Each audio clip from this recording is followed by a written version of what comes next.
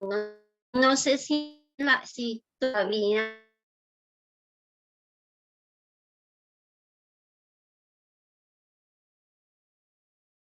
explicación. Y hoy en día algo tan polémico con la ofrenda y el diezmo. ¿Me escuchan? Sí, sí se te escucha. Ah, bueno. Entonces, bueno, como la intervención es cortita, pues esto es lo que yo quería compartir con respecto a la ofrenda, ¿no? De que muchas veces los pastores son señalados, criticados y juzgados de porque, o sea, si uno lleva su ofrenda, su diezmo, entonces ya los tratan de ladrones, ya los tratan de que ellos se roban todo, de que ellos andan en carros lujosos, en casas finas debido a entonces, eh, eso es lo que yo quería compartir hoy. No sé si me quedó bien la tarea. Muchas gracias por escuchar.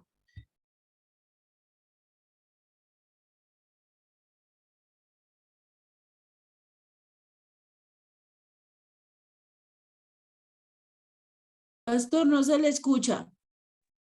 Profe, está silenciado. Amado profesor, Ok, ¿está? listo, pues. Sí es cierto que no todos los pastores van a ser así, y hay veces se tergiversa el asunto de la ofrenda y el asunto del diezmo, ¿no? Pero también es cierto que hay muchos pastores que andan en unos carrazos. En realidad no podemos andar en esos carrazos y vamos a hablar del pobre. Vamos a hablar desde los púlpitos de la gente pobre, de la gente no sé qué, y hay que continuar así porque el cielo espera y les está esperando un cielo de gloria y va a haber trompetas y viene Jesús en caballo blanco, etcétera, ¿no? Entonces muchas veces los líderes engañan, ¿no? Por eso es que es importante el pensamiento crítico, ¿no? Ejemplo, aquí hay unos pastores muy famosos en los Estados Unidos que el mismo pastor dice que la misma congregación necesita regalarle un jet último modelo o un avión último modelo porque él tiene que ir a evangelizar a África, ¿no?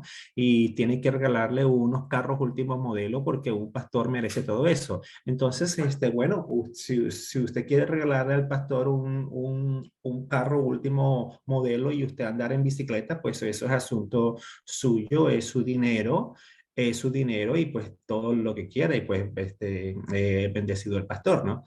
Pero hay hay que ponerle aquí qué es lo que está pasando con el asunto de las ofrendas y de los diezmos, ¿no? Entonces hay que ver también eso, ¿ya?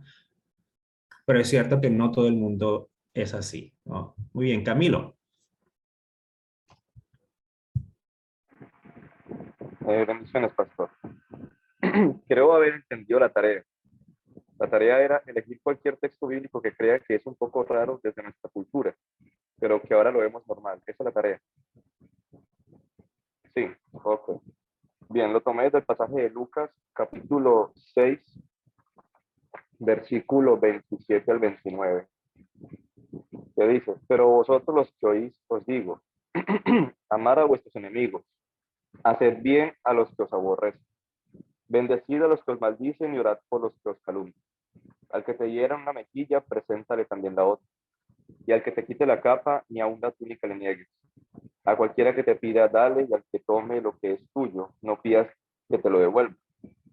Y como queréis, y como queréis que haga los hombres con vosotros, así también haced vosotros con ellos. Bien.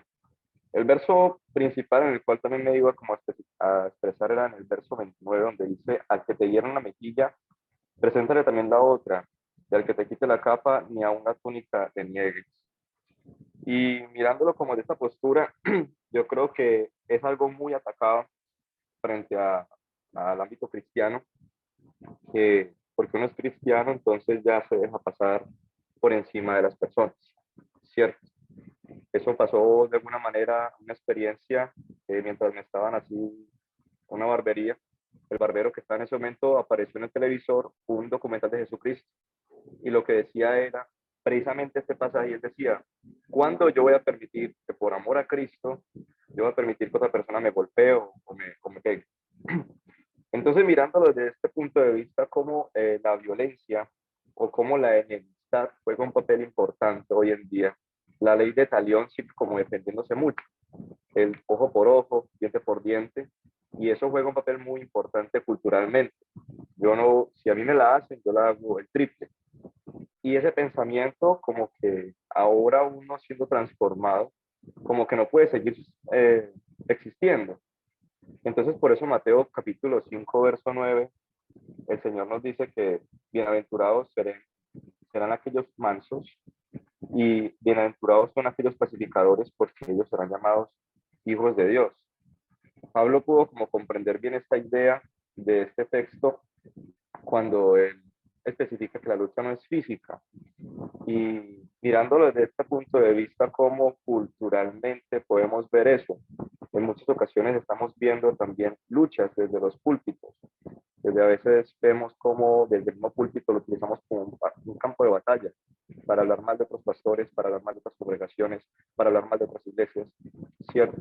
Y estamos ofendiéndonos ante nosotros mismos por las mismas ideas que ustedes nos ha estado como haciendo analizar, mirando al otro, mirando el concepto del otro, mirando cómo el otro piensa. Entonces, mirando este contexto y viendo que a veces podemos volvernos enemigos nosotros mismos por ideas, por doctrinas, por pensamientos, ¿cómo es que Cristo piensa? ¿Qué es lo que Cristo nos dice?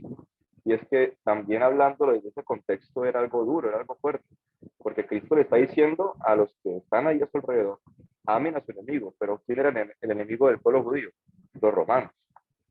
Y amar a un soldado romano, amar en ese momento a alguien que te odia, que te impone leyes nuevas, que anula tus propias leyes, que te cobra impuestos sobre impuestos, que usa la fuerza bruta sobre ti. Y de alguna manera eso es lo que Cristo le está diciendo al pueblo, ama a ese que puede hacerte daño. Pero también hoy en día nosotros en las mismas congregaciones o iglesias podemos ver eso, cómo pastores pueden tomar dominio o hasta un punto de dictaminar la iglesia y los hermanos pueden ir como en contra del pensamiento del pastor o los mismos hermanos se pueden levantar en contra del pastor por cualquier motivo, una palabra, por una predicación que no le gustó, por alguna forma de pensar.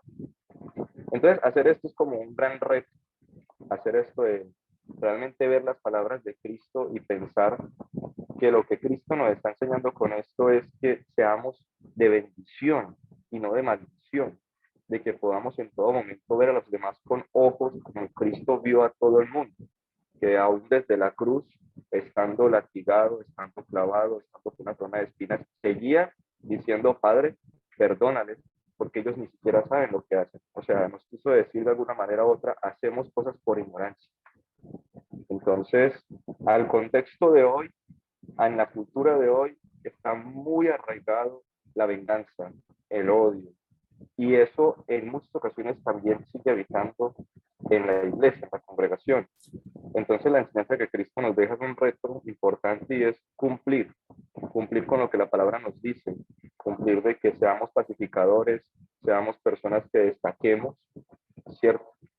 Frente a este mundo que está tan lleno de odio y que en el contexto que estamos viviendo podamos ser diferentes. Ese es mi aporte, Paz. Espero Muy haber bien. enriquecido Muy bien. el trabajo. Y el asunto de pacificadores es un poco complicado, ¿no?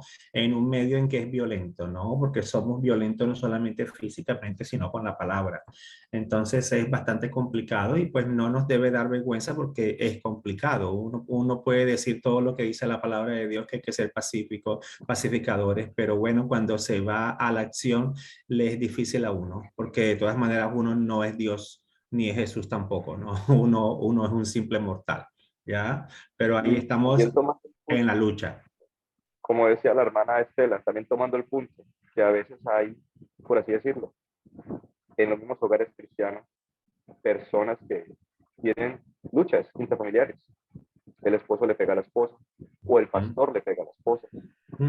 Sí. Entonces, eso hasta ahí juega un papel muy, muy esencial también. Exactamente, yo tengo estudiantes, bueno, como trabajo en una universidad cristiana, tengo estudiantes, son chicos, ¿no? De 18, 19 años, 20 años, que dicen que vienen a mi oficina y dicen que, bueno, que para ellos es muy importante tener un esposo o una esposa cristiana porque así el matrimonio funciona.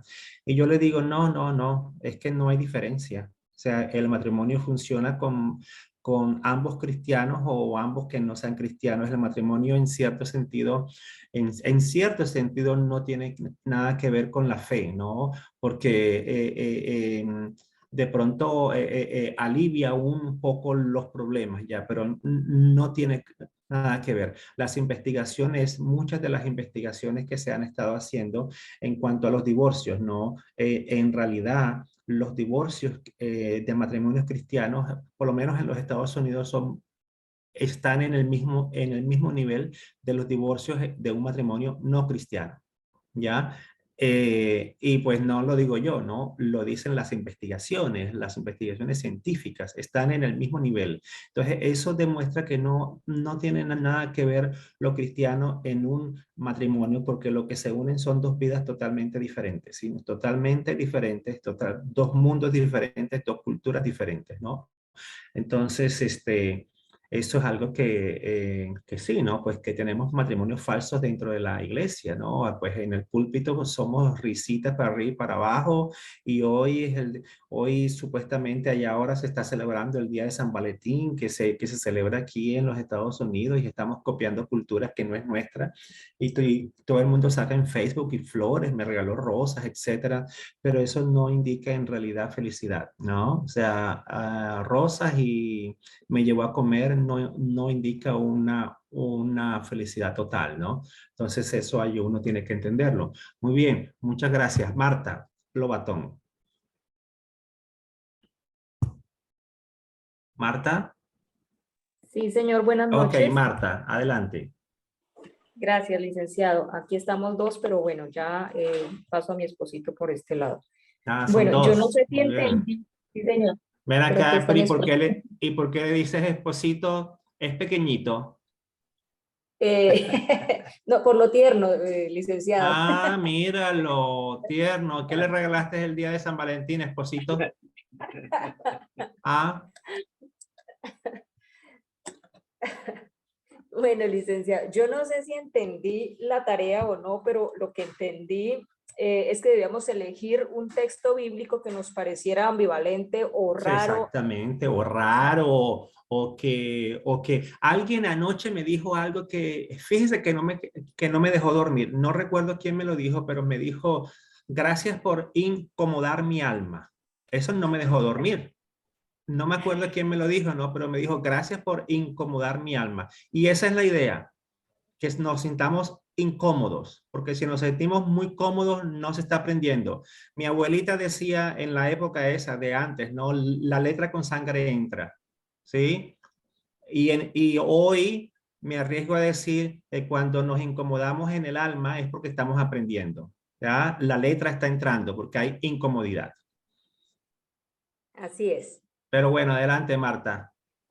Bueno, yo quiero tomar el texto, no lo voy a leer todo porque es muy largo, pero es el Dale. texto de Primera de Samuel 28, donde Saúl consulta a la divina de Endor.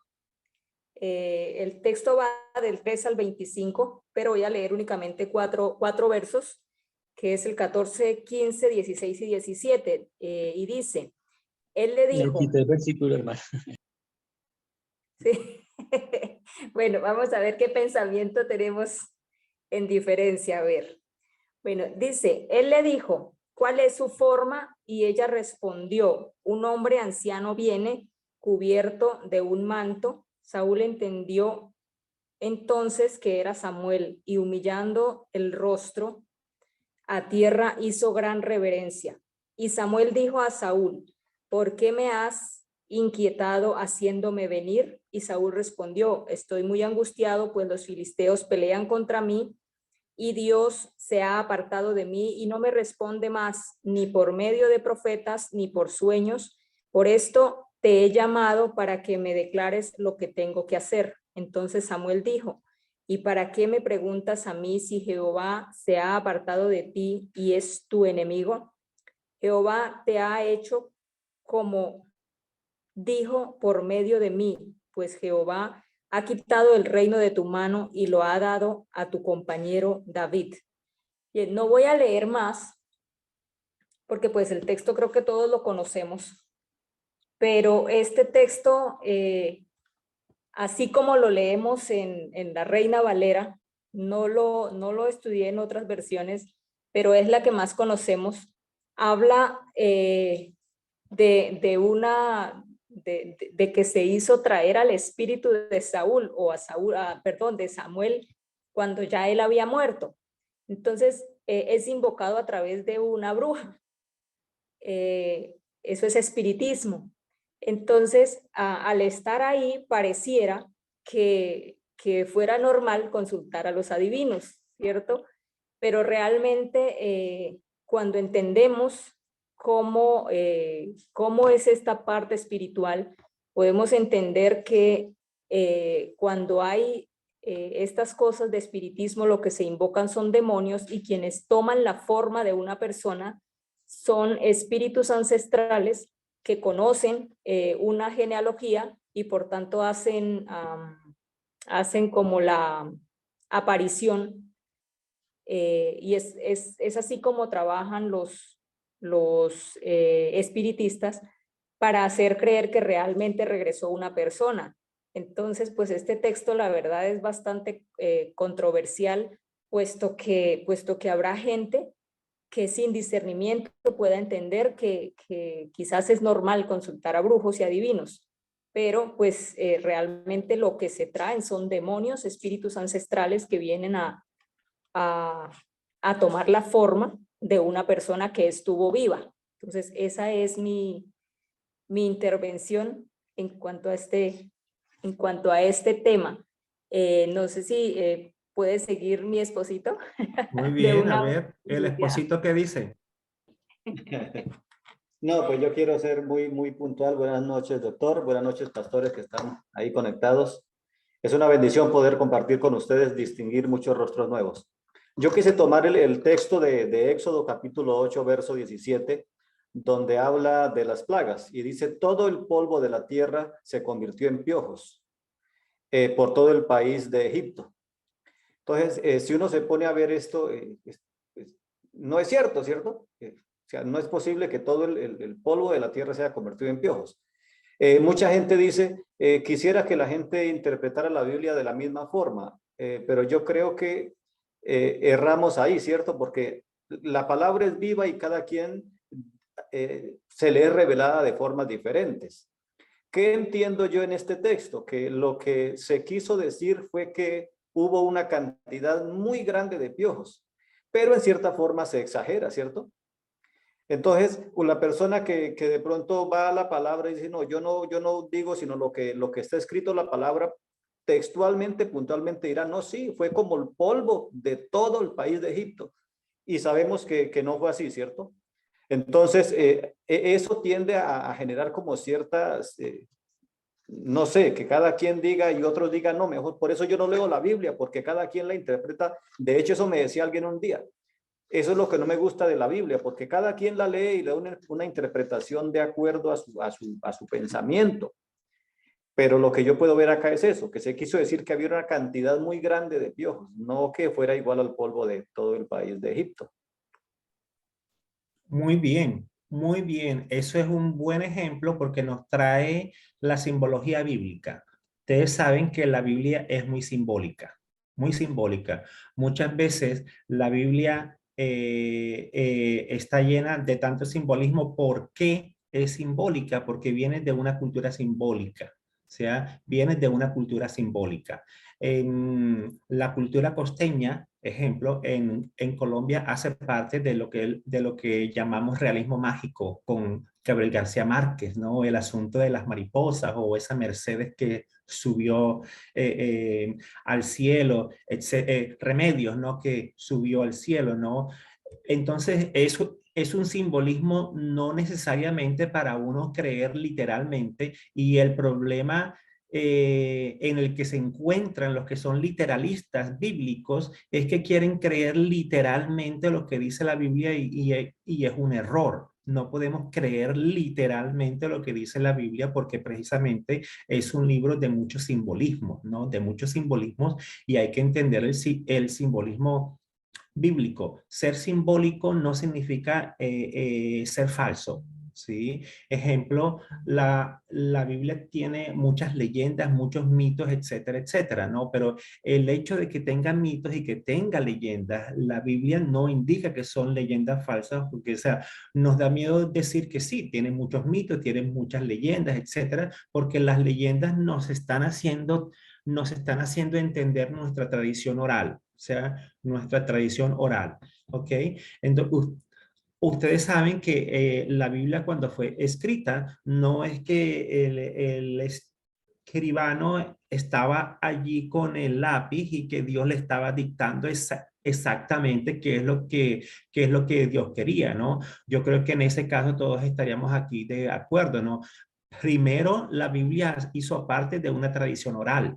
¿Ya? La Biblia primero hizo parte de una tradición oral y esas tradiciones se fueron pasando de generación en generación. Posteriormente se hizo la consignación de esa tradición oral a la tradición escrita. Entonces, cuando se hace esas consignaciones de la tradición oral a la tradición escrita, como se han hecho muchos de nuestros mitos y leyendas, pues hay mucho simbolismo, ¿no? Porque la cultura árabe de donde fue escrito el texto bíblico es muy simbólica, muy simbólica. El asunto de las plagas, el asunto de que se convirtieron en insectos, ¿no? Entonces es un simbolismo rico en eso que no nos debe dar miedo de entender que es símbolo, ¿ya? De nuevo, el símbolo no es que sea falso, no, es que el símbolo nos ayuda a nosotros a pensar mucho más profundamente con la situación. ¿Por qué? Porque el mismo Jesús, precisamente para que sus discípulos, la mayoría de los discípulos de Jesús no eran doctos, sino eran gente humilde, era gente pescadores, etcétera, etcétera. Entonces tenía que hablarle con un lenguaje que ellos entendieran que era por eso de las parábolas. ¿Sí? Entendían con todo ese tipo de lenguaje sencillo, muchas veces simbólico, o sea, que, ejemplo, el asunto de las vírgenes y las lámparas, etcétera, ¿no? Toda una serie de simbolismo que el mismo Señor Jesús usa para que su gente humilde entendiera lo que él quería decir, ¿no? Entonces, ese es muy buen ejemplo, es muy buen ejemplo de la intención de la tarea, ¿no? O sea, y que no nos debe dar miedo, no nos debe dar miedo, no, que eso no es cierto, no, hace parte también de lo que queremos pensar en este caso. Muy bien. Ahora, en cuanto y anoche yo le decía a alguien, nosotros podemos sacar de la Biblia lo que nosotros queramos. ¿Sí? De la Biblia, o sea, la Biblia, si queremos, puede apoyar la pena capital. ¿Sí? La Biblia, si queremos, puede apoyar, si queremos o si la malinterpretamos, puede apoyar el asesinato de los niños, ¿sí? Con la cuestión de Salomón, ¿quién dice la verdad? Ok, bueno, entonces denme el niño para partirlo por la mitad, ¿sí? ¿Sí? A ver quién dice la verdad. O también cuando Dios le exigió al profeta que sacrificara a su hijo, ¿sí? Entonces, si queremos y la malinterpretamos, puede apoyar lo que uno quiera. Puede apoyar el feminismo, puede apoyar el machismo, todo lo que uno quiera malinterpretado lo puede apoyar y lo puede sacar del texto bíblico, ¿no? Entonces, por eso es que hay que leerlo con mucha profundidad y con mucho respeto también, entendiendo las simbologías que la misma Biblia tiene. Muy bien. Dalmiro y su pastora. Excelente. Buenas noches nuevamente para todos. Y yo quiero seguir, bueno, en esa línea, que es bueno que usted, doctor Estefanel, habla especialmente de la forma como muchas veces radicalizamos la Biblia en ciertas cosas y caemos en esa forma sentimental o sugestiva y también vamos impidiendo la reflexión porque lo convertimos en dogma y fanatismo. Y yo encontré un texto, bueno, hay muchos textos, pero bueno, como yo soy un poco calvo, vean, me encontré el pasaje del segundo libro de los Reyes. ¿Se acuerda del pasaje donde el profeta Eliseo se encuentra con un grupo de jóvenes y los jóvenes empiezan a burlarse de él, a decirle calvo, calvo, haz lo que hizo tu maestro, sube también como él? Y bueno, una cantidad de cosas que están ahí y que de pronto nosotros como ministros, como pastores, como líderes, también nos vamos a encontrar esas situaciones y de qué manera nosotros vamos a dar respuesta. Yo escuchaba ahora el pastor Camilo, qué interesante, cómo damos nosotros respuesta a esos textos bíblicos que de pronto en un momento lo leímos y de pronto alguien nos sale con eso, alguien me sale en el camino, pastor Dalmiro, William, al grano, Dalmiro, que se te acaba el tiempo. el pastor siempre me mide el tiempo a mí, el doctor, yo me doy cuenta. Y viene y me empieza a decir calvo. Y de que cuál es mi respuesta a una situación de esta, ¿verdad? ¿Cómo yo le puedo cambiar mi respuesta en una situación de esta? La Biblia dice que Eliseo oró y dice que salieron unos osos y destruyeron a los jóvenes. Dice que de pronto quedaron heridos o maltratados. Pero ¿de cuál es la respuesta que damos nosotros? De pronto cuando damos una respuesta subjetiva o emocional y no realmente y el contexto bíblico, ¿verdad? Y orar y de una respuesta como creyente que somos y cambiar sinceramente toda esa visión que de pronto en un momento dado nosotros podemos tener. Ahí la Biblia nos dice claramente de que los osos salieron y destruyeron a los jóvenes, ¿verdad? Y de pronto muchas veces nosotros, nuestras oraciones y nuestra liturgia muchas veces va de una forma violenta, ¿verdad? Y que a mucha gente no le da el espacio para reflexionar, para mirar de otra forma y transformar su mente, sino que muchas veces nuestras oraciones van ligadas a ese estilo de vida también, a ese estilo de interpretación que tenemos muy subjetiva. Muy bien. Ana Luisa, también, ¿verdad? ¿Está allí? No. Ana Luisa, vamos, Ana Luisa. Eso lo compartimos aquí los dos. Ya. Especialmente sobre bueno, eso. Muy bien. Entonces, en relación a lo de las liturgias violentas, ¿no? Eso es muy interesante, porque yo nunca había oído ese término, liturgia violenta. ¿Ya? Yo no sé a qué te refieres con liturgia violenta, pero en realidad sí. Sabes que muchas veces yo voy a iglesias que son supremamente carismáticas y lo que yo escucho son himnos de guerra. Sí, himnos de guerra, vamos a conquistar el mundo, vamos a romperla, vamos a tumbar los muros, vamos a toma las armas de guerra, y eso viene de la guerra espiritual también. ¿Sí? La guerra espiritual en realidad en cierto sentido es una guerra de conquista. Es la misma, en cierto sentido, es la misma guerra que prácticamente nosotros los evangélicos hoy en día hemos imitado de la época de la conquista. Ustedes saben que cuando se conquistaron las Américas, o sea, nuestros territorios por parte de los católicos, y nosotros los evangélicos criticamos a los católicos, y en esa época que los conquistadores vinieron y los sacerdotes católicos vinieron y conquistaron y esclavizaron a los indígenas, como hemos hablado en estos días, y a los negros, y les mostraron la Biblia o la espada. Eso es un discurso de guerra, ¿sí o no? Es un discurso de conquista. Y hoy en día nosotros los evangélicos nos hemos convertido en conquistadores también, en conquistadores usando discursos de guerra espiritual, porque la guerra no es, ¿cómo es que dicen? Porque la guerra no es contra carne ni sangre, sino contra potestades, ¿sí? Espirituales, ¿no? Entonces usamos ese discurso de guerra espiritual, ¿ya? Entonces, eso lo que yo he visto en realidad es una liturgia violenta, ¿sí? Al mismo tiempo, yo no sé, o sea, yo respeto lo que hace cada una de sus iglesias, pero al mismo tiempo yo he visto en muchas iglesias neocarismáticas, etcétera, que colocan humo, o sea, cuando el pastor está hablando sale un humo de yo no sé dónde y sale el pastor como si fuera, ¡oh!, con un vestido blanco, etcétera, como que imitando el Señor Jesús cuando viene en el caballo blanco. O sea, no sé en realidad el significado de esto.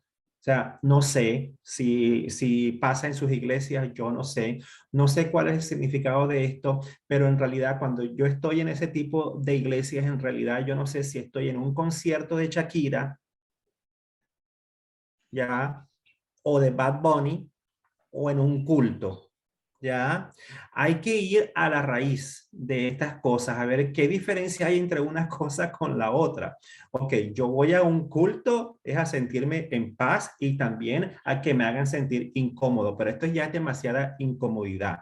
Ya que me echen humo por todos lados y que salga el pastor así con como al estilo con ese peinado de Elvis Presley, sí, así con ese peinado hacia arriba como que eh, entonces, esas son cosas que, y encima de eso empieza el orden de las alabanzas, y las alabanzas son todas de guerra espiritual, o sea, de conquista, de conquista, porque tienes que convertirte, porque por el arma, por las armas de Dios, por la armadura, etcétera, ¿no?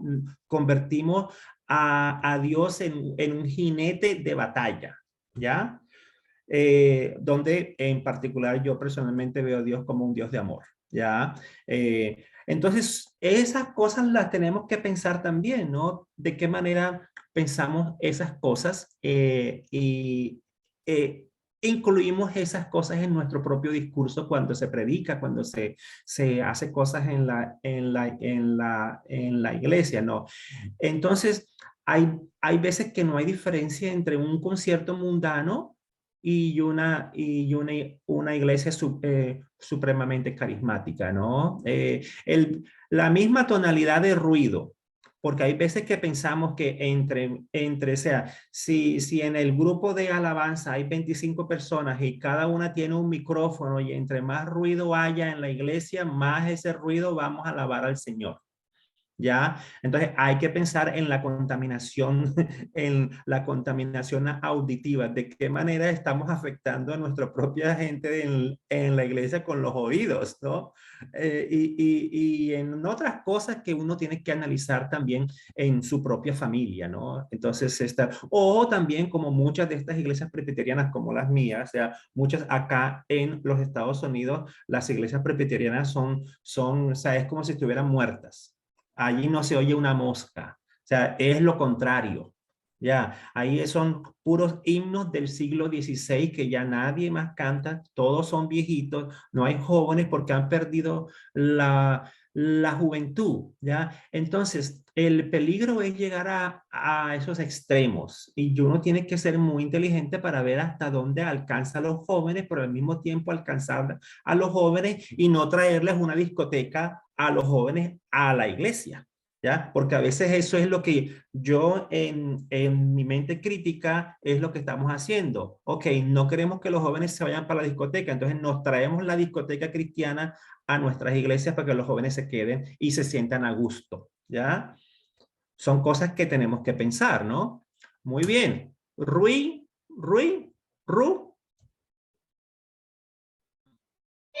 Ruth, buenas noches, ¿me escucha? Sí, ok, Ruth. A ver, habla Sí. Ruth. Listo, rapidito. Bueno, conforme usted nos ha explicado, he entendido sobre los indicadores de análisis, indicadores de comprensión.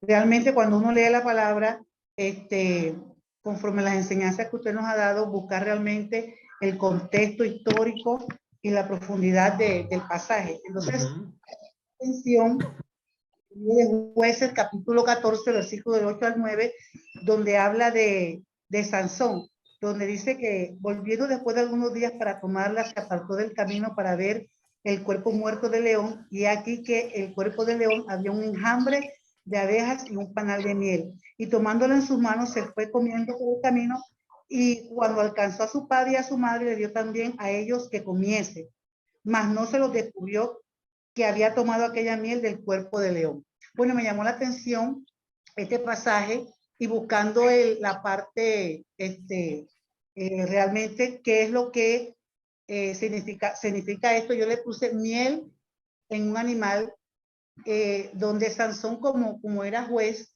la Biblia dice que Sansón era un nazareo, ¿verdad? A ver si no me equivoco la palabra. Nazareo, ajá. Y como era consagrado para Dios, dice que los nazareos, ellos no se abstenían de tomar el vino, no se cortaban el cabello, y también no podían acercarse a los muertos, y tenían una fuerza espiritual especial de parte del Señor. Y sin embargo, vemos este ejemplo de este hombre que hizo lo contrario. Andaba de fiesta en fiesta, conocemos la historia de que él se dejó cortar el cabello por una mujer, y también tomó de este panal de este animal muerto.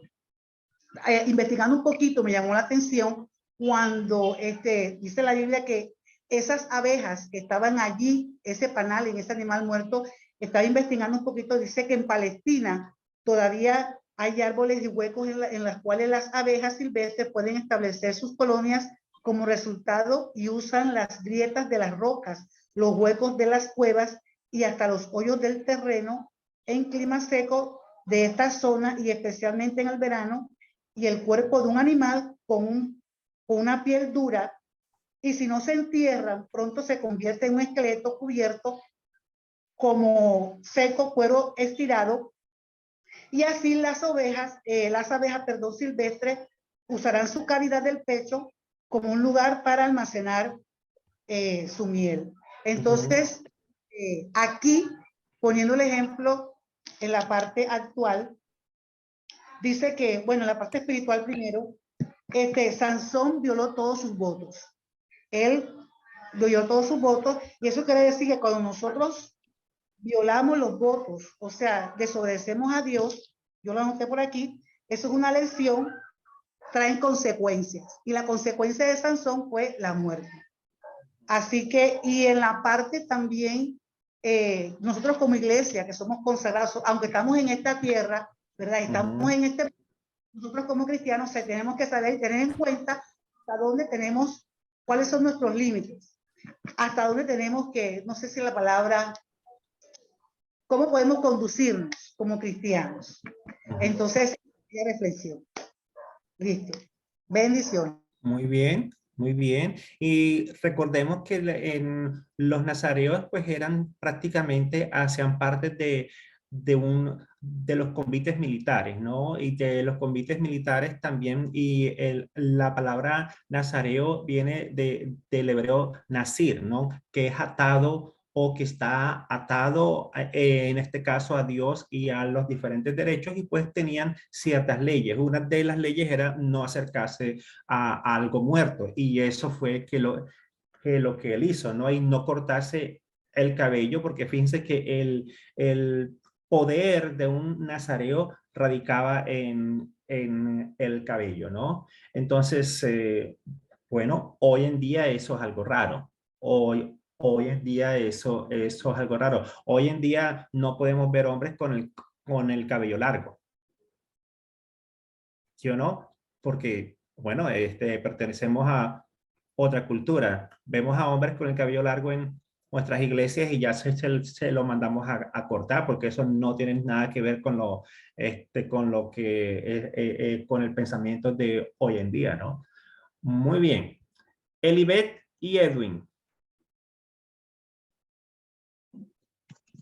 Pero pastor, buenas noches. Yo tengo el mismo versículo de la hermana Marta Lobatón, que hablaba acerca de cuando Samuel se le aparece a Saúl, ¿no?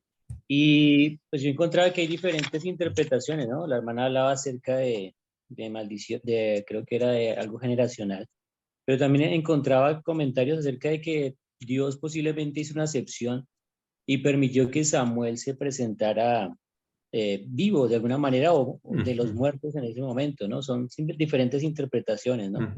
Que también el contexto ayuda a eso, ¿no? Pero yo quiero concentrarme un poquito en el versículo 15 que habla que Saúl estaba muy angustiado, ¿no? Entonces, yo pienso que cuando una persona está angustiada y la palabra nos dice que él estaba, Dios se había desentendido de él y su relación se había roto con él, esa angustia lo llevó a consultar a los muertos.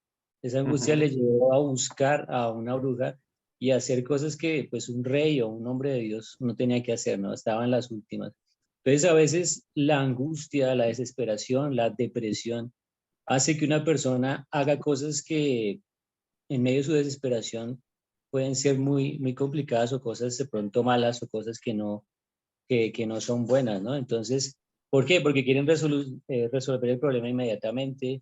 Saúl quería, porque Dios ya no le contestaba, dice la palabra que ni por el Urim, ni por el Turim, ni por ningún lado le hablaba, entonces dijo, no, busquemos a esta bruja, y preciso le habló Samuel en ese momento, ¿no? Entonces, a veces la angustia nos hace hacer cosas que no son. Vemos de pronto pastores que han tomado la decisión de quitarse la vida, ¿no? Estados Unidos, en Brasil, en diferentes partes he escuchado noticias de hombres que aparentemente lo tienen todo, tienen su familia, tienen su iglesia creciendo, todo como que está funcionando y pum, resultó que se quitaron la vida, ¿no? Había una angustia en su alma que tal vez nadie la conocía, su depresión lo llevó a hacer cosas que no son. No sé qué pasaría, no puedo juzgar a una persona cristiana que tome esa decisión, ¿no? Era tanto el desespero en Saúl que tomó esa decisión y preciso lo que le dijeron ese día, al otro día aconteció, murió y fue catastrófico para él y su familia, ¿no? Entonces, yo pues analizo esa parte y a veces la angustia nos puede llevar a hacer cosas que no son, ¿no?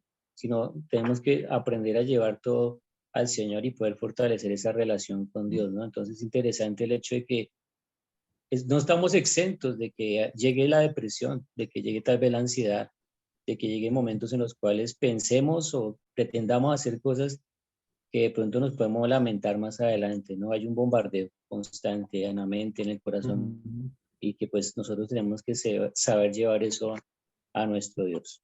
Muy bien.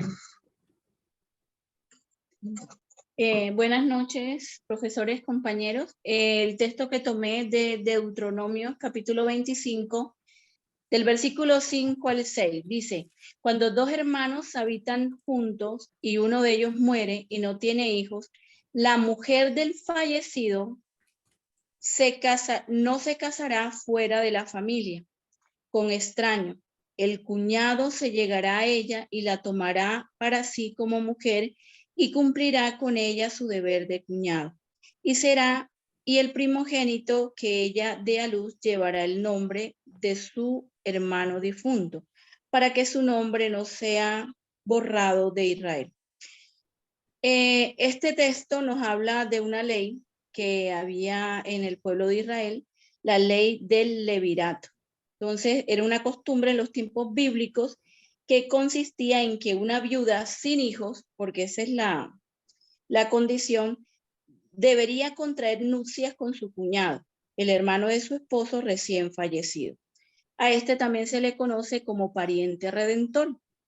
Es una excepción que se le hace a la ley mosaica. ¿Por qué? Porque en Levítico 10, capítulo 18, versículo 16, se habla de que él, voy a leerlo textualmente, no descubrirás la desnudez de la mujer de tu hermano. Había una prohibición anterior a esto, pero aquí hay una excepción porque el hombre muere sin tener descendencia. Y hay que recordar que dentro del pueblo de Israel la mujer no podía heredar y se necesitaba un hombre representante para que la heredad no se perdiera. Entonces, por eso en Deuteronomio aparece esa ley para evitar que, como dice uno en la costa, para que el apellido no se pierda y la propiedad no se pierda, ¿sí? Entonces, yo creo que es una ley bastante que primero viola el derecho a que la mujer pueda decidir, ¿sí? la obliga a ella, pero también obligan al cuñado. ¿Por qué? Porque si el cuñado no cumplía con su deber de redimir el nombre y la propiedad, él podía morir.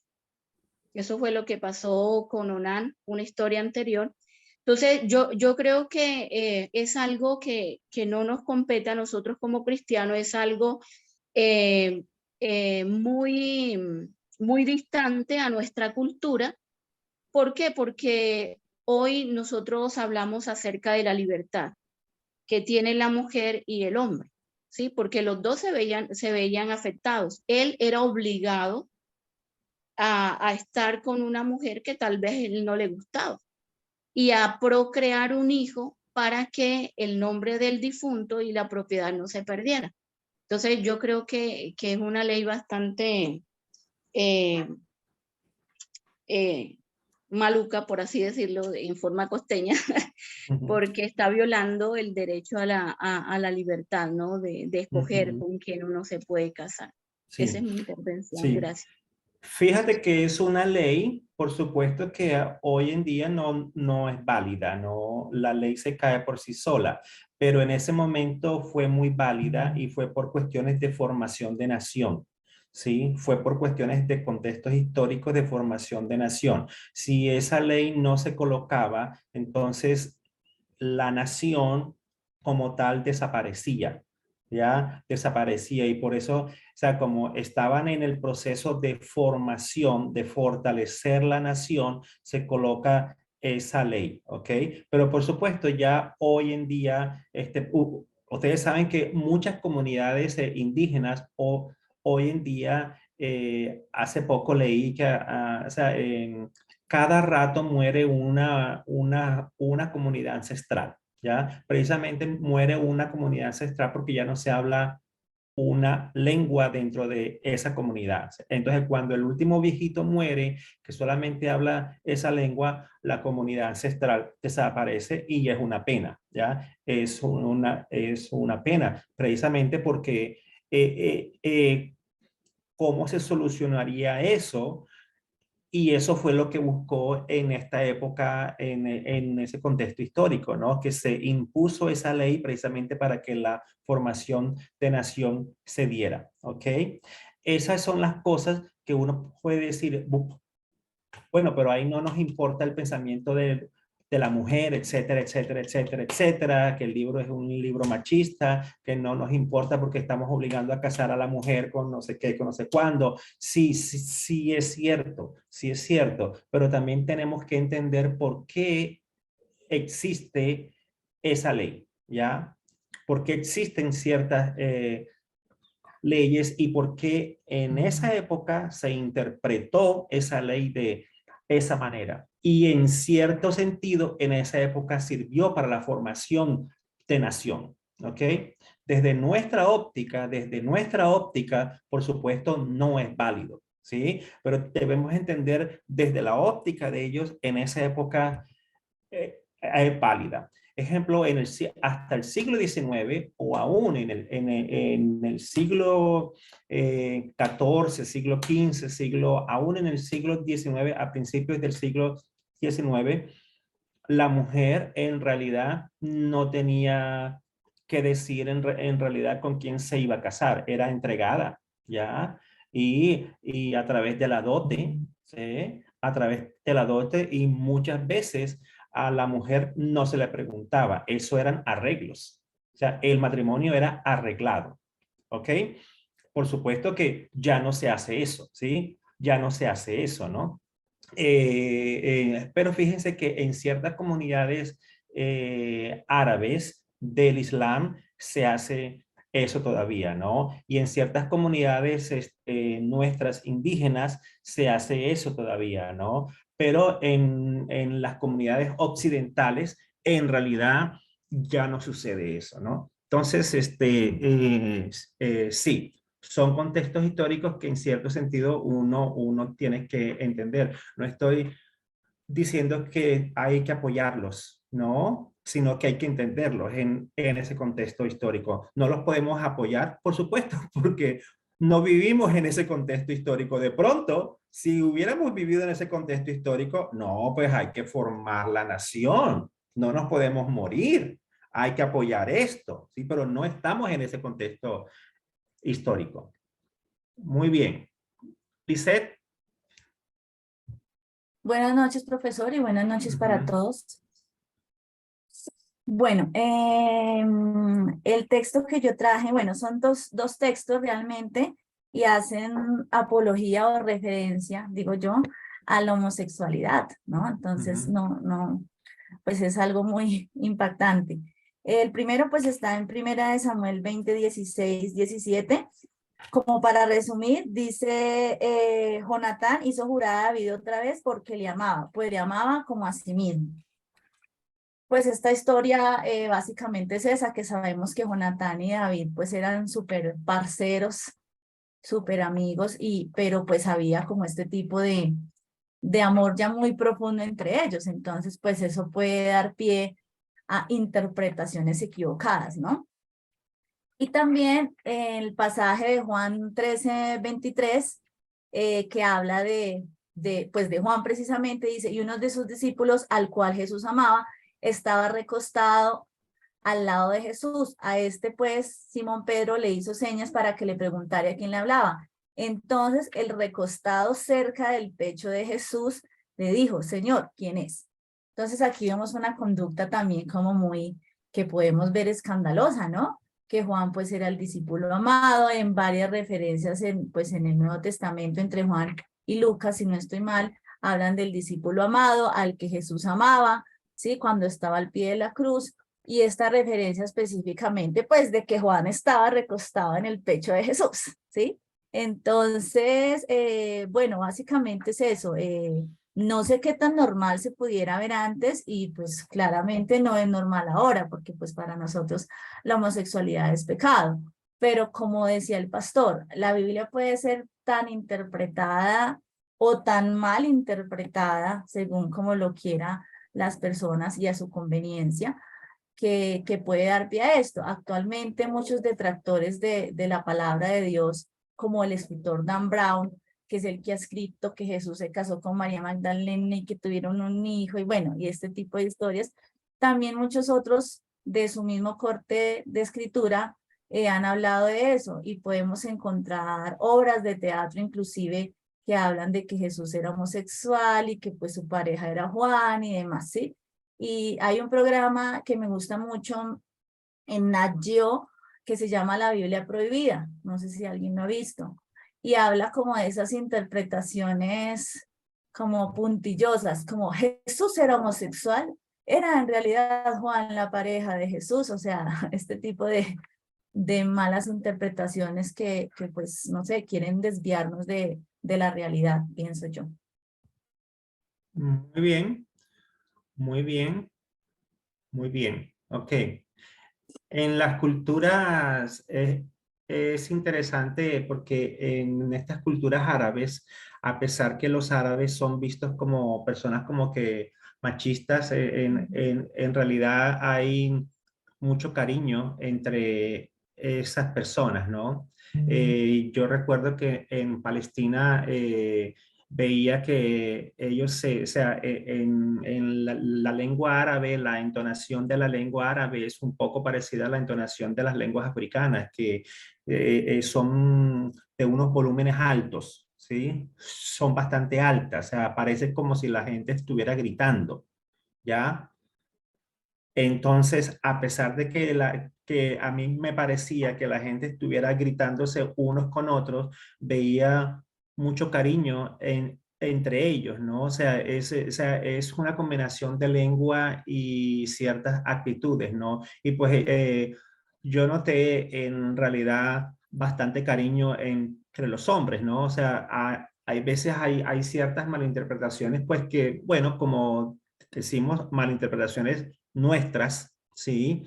Y nosotros colocamos esas malinterpretaciones en los diferentes pasajes, ¿no? O sea, no hay ninguna, en realidad no hay ninguna yo no creo que haya ninguna evidencia en este tipo de lo que la gente dice que si fue homosexual o no, o que si Jonathan fue o no fue. Es el solo hecho de nosotros no entender que los hombres pueden amarse como amigos, ¿sí? Y mandarse poesía, ¿por qué no? Entonces, en nuestra época, aún hoy en día eso no es posible. O sea, sí es posible, pero lo vemos raro, ¿ya? Pero en esa época no era raro, ¿no? En realidad se está interpretando si era o no era desde nuestra concepción occidental, ¿no? Desde nuestra forma de ver hoy en día. Sin embargo, yo no sé si ustedes saben, los franceses, los amigos se besan, o sea, cuando se saludan, se besan un beso en la mejilla. Ya en Colombia y en otros países no es posible. No se besan hombres con hombres, pero no es que sea beso, ¿no? Es que se dan hay un saludo. Fíjense algo muy interesante que me pasó a mí, que nunca me había pasado. Yo fui a dictar un seminario un seminario así parecido, ¿no? A un seminario en la Iglesia de Dios en Buenos Aires, Argentina, un seminario de maestría, ¿ya? Y el seminario era sobre sociedad, bueno, algo allí, ¿no? Entonces, ahí había obispos de la Iglesia de Dios, había líderes de la Iglesia de Dios, y yo nunca había ido a Argentina antes, nunca había ido a Buenos Aires antes, no sabía cómo eran los argentinos, nada más sabía sobre Maradona y sobre lo normal de los argentinos, ya no sabía nada de cultura argentina, y eso fue hace años, ¿no? Entonces yo llego al seminario, entro al salón de clase. El seminario eran prácticamente el 90% eran hombres, ¿sí? Obispos todos, y yo era el profesor. Los obispos se levantan, vienen, me abrazan y me besan. Hicieron fila todos los obispos para poder besarme, ¿sí? Entonces, yo no sabía de qué lado colocarme, ¿no? Si era de este lado, porque yo decía, bueno, si me muevo mucho, me puedo equivocar y me pueden dar un beso en la boca, ¿no? Entonces, son cosas que yo decía, y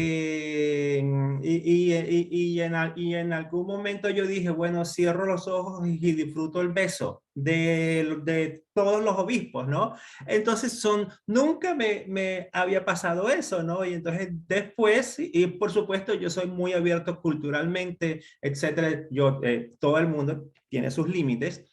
Y entonces le pregunté al director del seminario, jamás me había pasado que 25 obispos hicieran fila para besarme. Y entonces él me decía, no, eso aquí es normal. Y los estudiantes llegaban, los del seminario, besaban al director, ahí todo el mundo era beso con todo el mundo. Por supuesto que no era beso como el que uno piensa, ¿no? Sino era un ósculo santo, que precisamente yo entendí ese día lo que era un ósculo santo, era saludar a otra persona, sea hombre o mujer, con ósculo santo, ¿ya? Y me dijo el director del seminario, y agradece que no estás en las iglesias de Dios en Argentina, que están en el sur, que son iglesias de Dios rusas. Las iglesias de Dios rusas en el sur de Argentina, porque hay comunidades rusas, el pastor, cuando termina el sermón, se pone al frente en la entrada de la iglesia, y todo el mundo sale y le da un ósculo santo en los labios al pastor. Así que entienda el que quiera entender. Y entonces yo les dije, a mí no me inviten a dar sermones en las iglesias de Dios rusa, porque eso ahí llega mi límite. Y entonces me dice el director, y les aseguro que les estoy diciendo la verdad, no les estoy mintiendo. Y el director el director del seminario me dijo, él era el director nacional de educación, y me dice, dímelo a mí, que a mí me toca ir a las iglesias de Dios rusas y me toca predicar. Y entonces, así que ya yo estoy acostumbrado a que me besen los hombres, ya eso no me quita ni me pone, no me hace más macho o menos macho, ¿no? Entonces ya está acostumbrado a ese tipo de cultura. Por supuesto, nosotros que no pertenecemos a ese tipo de cultura lo vamos a ver extraño, ¿sí? Lo vamos a ver muy extraño, ¿sí? Pero en cierto sentido uno tiene que entender ciertas partes y ciertas culturas y de qué manera entendemos si es o no es, ¿sí? Yo llevo en junio, siempre desde hace 15 años, un grupo de mis estudiantes americanos, todos, a Colombia. Y yo los entreno culturalmente. Y a las chicas, sobre todo, porque ustedes saben cómo somos nosotros los hombres colombianos. Bueno, cómo son ustedes los hombres colombianos, ¿no? Cuando ven chicas hermosas, ¿sí? Entonces siempre dije, hola, ¿cómo estás? Mira qué bonita te ves. Y sobre todo en la costa somos más agresivos, porque ahí yo tengo que hablar por mi gente, somos más agresivos con las mujeres, ¿no? Y que, mira qué linda te ves, no sé qué. Entonces, una de estas chicas que no están acostumbradas a ese tipo de piropos, porque aquí en los Estados Unidos eso no se hace, o sea, un hombre no piropea a una mujer, o sea, ni que la conozcan ni en la calle ni nada. Entonces las llevo allá a la costa o a Bogotá, a Ibagué, y todo el mundo las mira agresivamente. Ellas, mis estudiantes americanas, se sienten agredidas, ¿sí? Abusadas por los hombres, ¿no? O sea, acosadas sexualmente. Entonces, por supuesto que yo las entreno y les digo, uno sabe en qué momento hay acoso sexual y a dónde no hay, porque en realidad este viaje que hago yo es precisamente una inmersión de lengua y una inmersión de cultura. Entonces ustedes tienen que aprender también cultura, ¿ya? Y pues ya ellas se relajan y entienden, disfrutan los piropos, ya algunas de ellas se acostumbran mucho, los contestan, etcétera, etcétera, ¿no? Entonces, y también se les enseña a formar su coraza también, o sea, su coraza, de que si a una mujer no le gusta, pues que dispare, ¿ya? Porque una mujer puede ser cristiana o no cristiana, pero si no le gusta, puede disparar, o sea, no con revólver, ¿no? Sino con la palabra, ¿sí? Mandar al carajo, hija, a mí no me digas eso que no me gusta, ¿ya? Y eso no está diciendo vulgaridad ni nada, sino por, ser firme, ¿no? Entonces también hay que enseñar, en mi caso, a estas chicas que son medio inocentes, a formarse su coraza, ¿no? Su fortaleza también de colocar su pie firme, ¿no? Entonces son estas cuestiones culturales que uno tiene que entender, ¿no? O sea, uno tiene que entender, sin embargo, hay ciertos límites, ¿no? Donde uno va a estar y donde uno puede aceptar ciertas cosas o no. Muy bien, muchas gracias. Alexander Mondragón. Buenas noches, doctor. Buenas noches, compañeros. Vamos a leer en Génesis 30:15. Dice la palabra, dice, y ella respondió, es poco que haya tomado mi marido, sino que también me has de llevar las mandrágoras de mi hijo. Y dijo Raquel, pues dormirá conmigo esta noche por las mandrágoras de tu hijo. El 16. Cuando pues Jacob volvía del campo a la tarde, salió Lea a él y le dijo, llégate a mí porque a la verdad te he alquilado por las mandrágoras de mi hijo, y durmió con ella aquella noche. Aquí miramos estos dos versículos.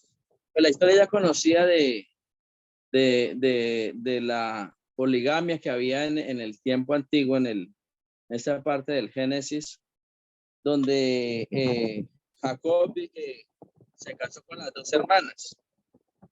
En la cultura actual eso es algo que especialmente acá en Colombia, la legislación colombiana no permite ese tipo de hechos, pero era algo muy normal en ese tiempo. No existía la ley todavía de Moisés. Y para añadirle a esto, recordemos que también Jacob tuvo hijos con las siervas, con Bilha y con Silpa, que eran siervas de las dos esposas, también se las llevaron para que tuvieran hijos con ella. Entonces era algo muy normal en esa cultura. Y trasladándolo la otro que resalto en esos dos versículos es que digámoslo así, que una hermana le vendió a la otra el derecho de esa noche. Le vendo por esas frutas, por las mandrágoras, le vendió el derecho de ir a quedarse esa noche porque de menos que se turnaban un día con una y un día con la otra. Y era algo normal y esa noche le correspondía el turno a Raquel, pero se lo cedió a Lea por las mandrágoras y de esa noche nació uno de los patriarcas, que es Isaacar. Entonces, si trasladamos esa historia, digamos, a nuestro tiempo ahorita en Colombia, pues dentro de la cultura o dentro del cristianismo, hablándolo así, no es algo bien visto, no es algo bien tomado. Y en la legislación colombiana hay dos términos, que es la poligamia. La poligamia es un tipo de matrimonio en el cual se permite a una pareja estar casada con varios individuos al mismo tiempo, o sea, varios, la poligamia. Y especialmente en la legislación colombiana, en el Código Penal hablan de bigamia, o sea, de doble matrimonio.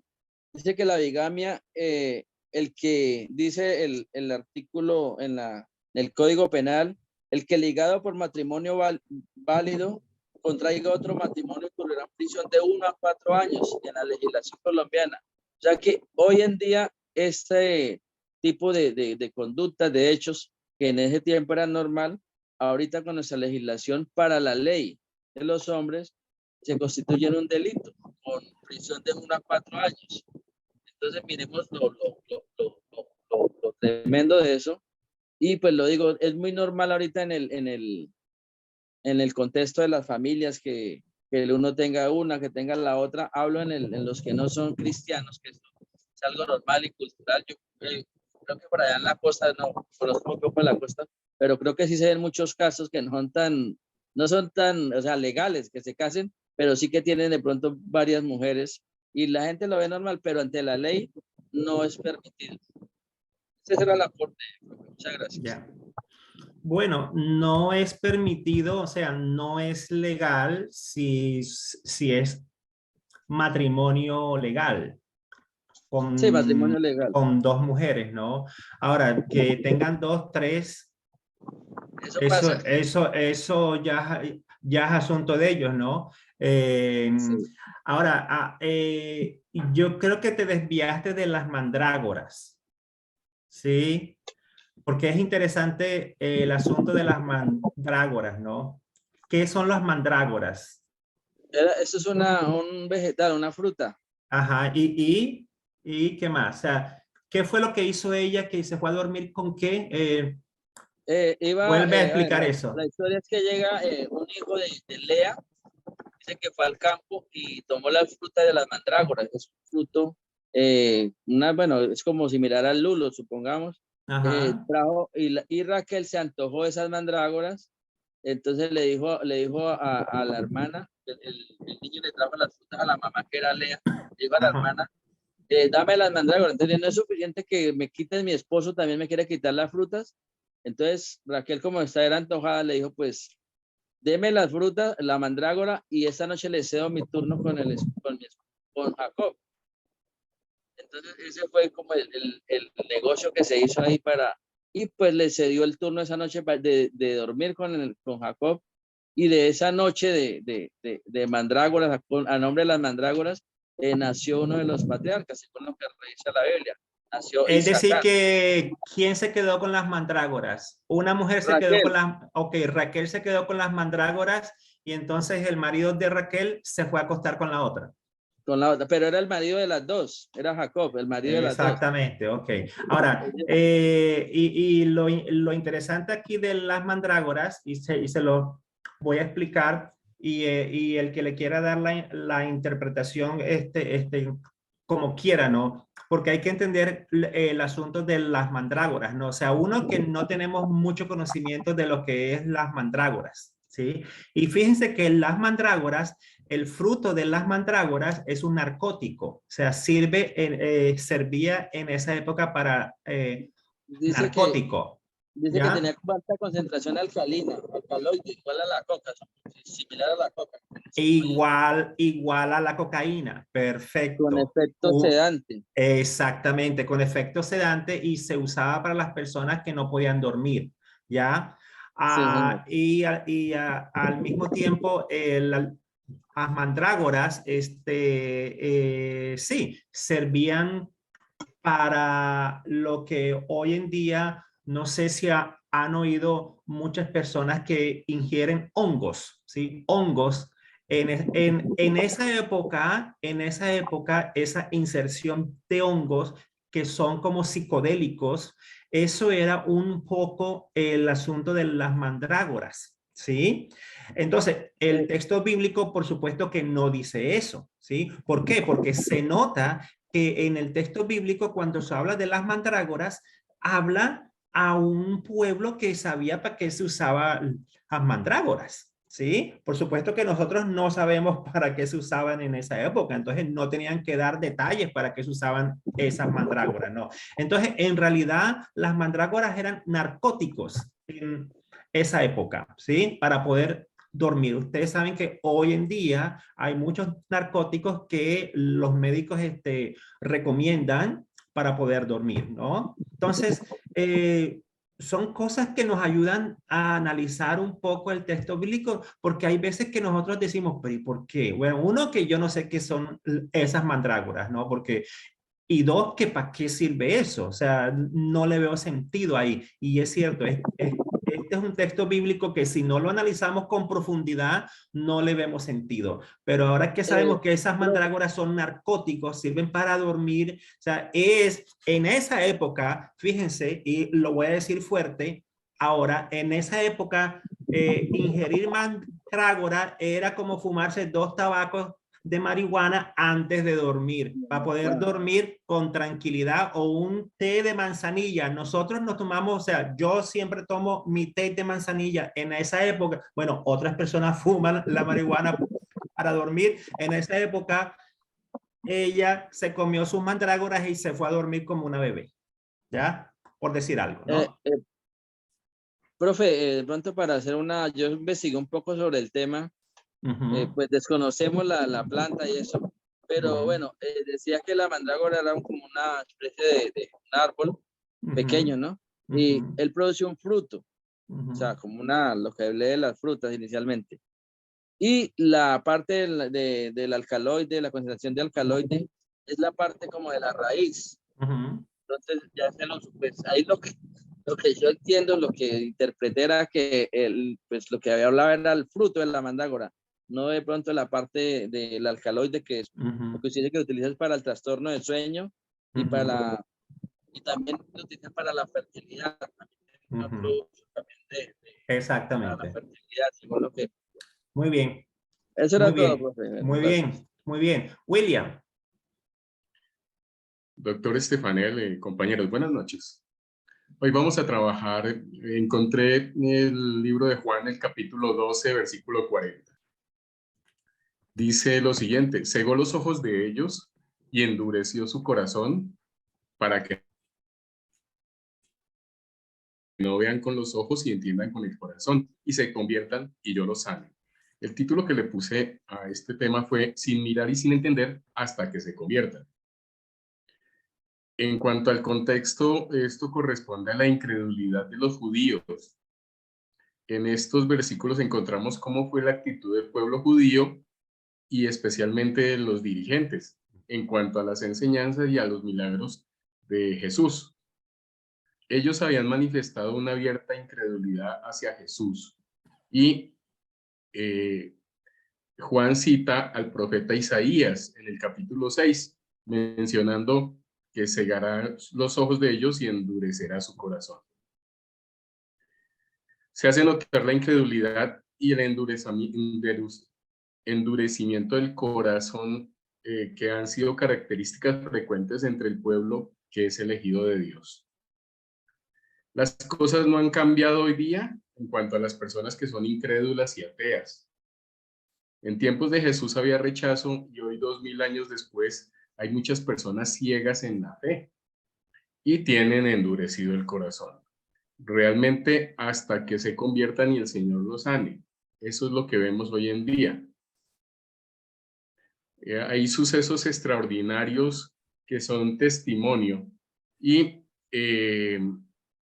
hay un médico que se llama William Nolan, que él investigó como proyecto especial suyo las curaciones que se hacen en las tarimas, en los altares de muchísimas sanadores evangélicos en Estados Unidos. Y él encontró que la mayoría eran engaños y decepciones.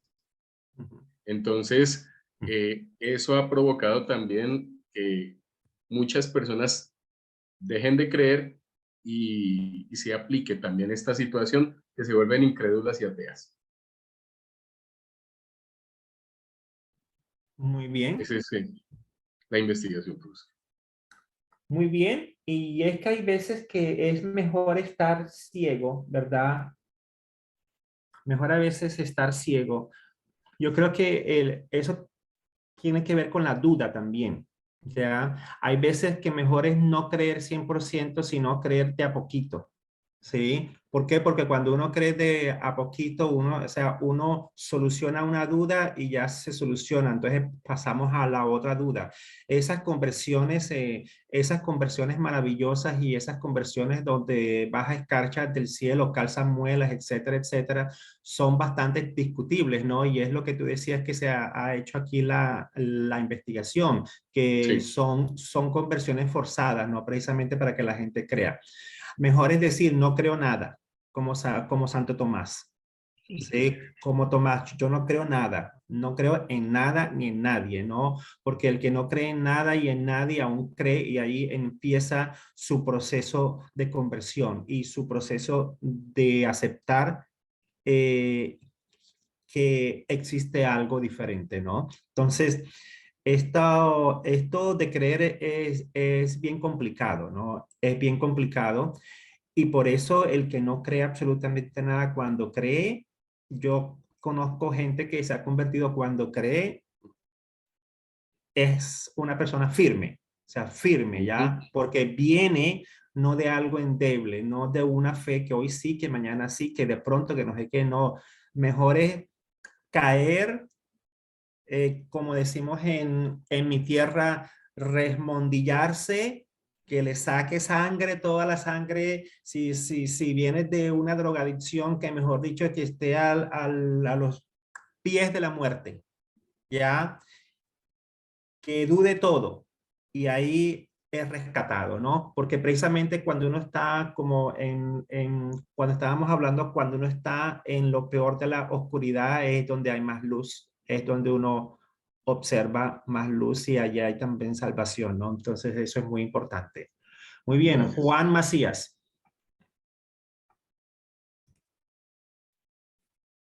Buenas noches para todos, bendiciones. El texto que escogí se encuentra en Santiago capítulo 5, el verso 14 y el verso 15. Dice, alguno está enfermo, que llame a los ancianos de la iglesia para que vengan y oren por él y lo unjan con aceite en el nombre del Señor. Una oración ofrecida con fe sanará al enfermo y el Señor hará que se recupere y si ha cometido pecados será perdonado. Dentro del desarrollo del pensamiento crítico, para mí ha sido una bendición el poder entender este texto no solamente literal, sino analizar los contextos. En el inicio de mi ministerio, yo tomaba este texto literal, ¿no? Yo decía, Señor, tu palabra dice que la oración del justo puede mucho y que una oración de fe sanará al enfermo. Entonces, cuando iba a orar por las personas, pues yo me paraba en esa palabra, pero me encontré muchas veces en donde yo hice la oración, pero Dios, pues no se dio el milagro, ¿sí? Y pues para uno que empieza en este proceso es un poco frustrante, ¿no? Entonces algunos decían, y esta es la ambivalencia de este pasaje, ¿no? Dice, la oración de fe sanará al enfermo. Entonces, si no se sanó es porque no tiene fe, ¿sí? Esa es como la ambivalencia que encuentro en este pasaje, pero pues gracias a un pensamiento crítico hoy puedo entender qué sucede. Primero, pues analizamos el contexto completo del pasaje y de qué está hablando el capítulo 5 en esa parte. Santiago está hablando de la oración, ¿sí? Habla de que hay que orar, de que si alguno está pasando por dificultades, que ore, que si está enfermo, busque a alguien también que le ayude a orar. Entonces, el contexto como tal del capítulo es la oración.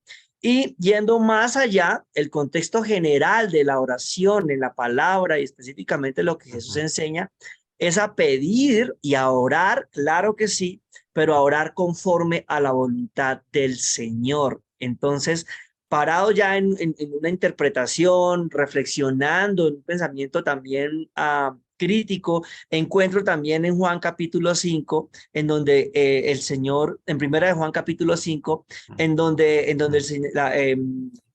texto dice también, dice, y esta es el verso 14, Juan 5:14, primera de Juan 5:14, y esta es la confianza que tenemos en él, que si pedimos alguna cosa conforme a su voluntad, él nos oye.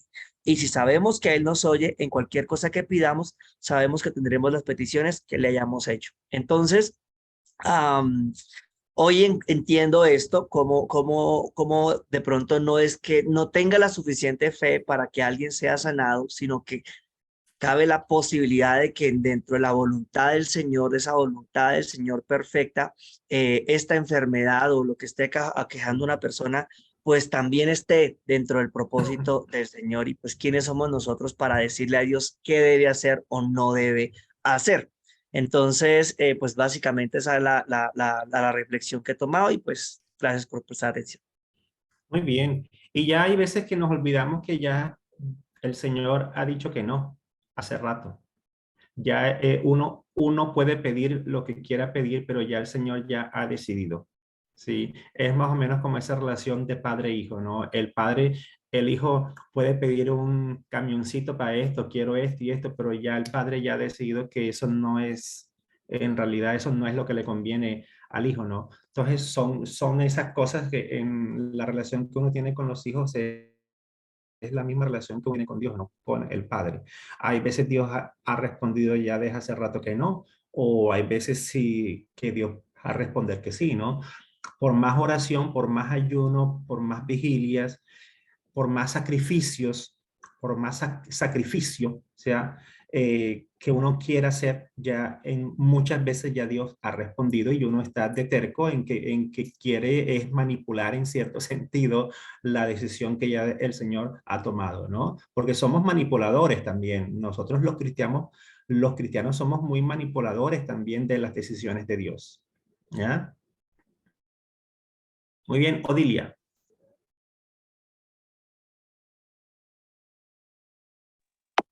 Buenas noches a todos.